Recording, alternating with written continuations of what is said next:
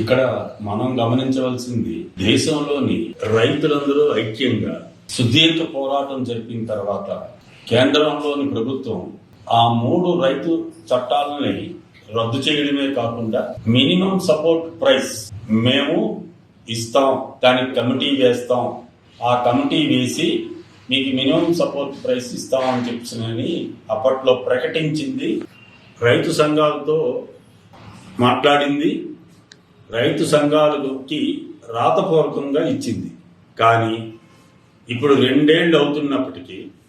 ఈ రోజు వరకు ఎంఎస్పీ మీద మాట్లాడటం లేదని దేశవ్యాప్తంగా రైతులు ఈ రోజు చలో ఢిల్లీ ప్రోగ్రాం పెడితే ఆ సమస్య మీద మాట్లాడకుండా భారతదేశ ప్రధాని 2 రోజుల విదేశీ పర్యటనకి వెళ్లి అందులో పర్యటనలో ఇంకొక కీలకమైన పని ఏమిటి అని అంటే అబుదాబిలో హిందూ దేవాలయం నిర్మించారు, దాన్ని మన ప్రధానమంత్రి గారు ఆవిష్కరించడానికి ప్రారంభించడానికి వెళ్లారు, అది ముఖ్యమైన పని అని చెప్తున్నారు. దీన్ని బట్టి మనం అర్థం చేసుకోవాల్సింది ఏంటంటే దేశవ్యాప్తంగా అన్నదాతలు, రైతులు, దేశానికి కావలసిన పంట పండించే వాళ్ళు వాళ్ళ సమస్య మీద గతంలో అంగీకరించిన ప్రభుత్వాన్ని మీరు ఆ హామీ నెరవేర్చలేదు కాబట్టి మేము చలో ఢిల్లీ పెడతామనంటే వాళ్లతో చర్చించకుండా, వాళ్లతో మాట్లాడకుండా, వాళ్ళ సమస్యలు పట్టించుకోకుండా విదేశీ పర్యటనలు చేయడం అన్నది మనం ఆలోచించుకోవాలి, ఈ దేశ ప్రజలు ఆలోచించుకోవాలన్నది నా అభిప్రాయం. రెండోది, మన హైదరాబాదులో ఉన్న కేంద్ర మంత్రి ఈరోజు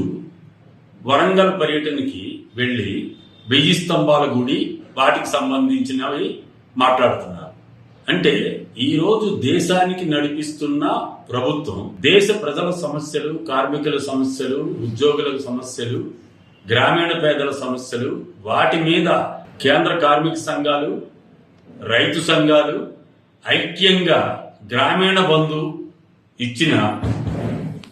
16వ తారీఖు సమ్మెకు పిలుపునిచ్చిన వాటి మీద మాట్లాడకుండా ఈరోజు గుడులు గోపురాలు మీదే మాట్లాడడం అన్నది మన దేశ ప్రజలందరూ ఆలోచించవలసిందిగా నా అభిప్రాయం.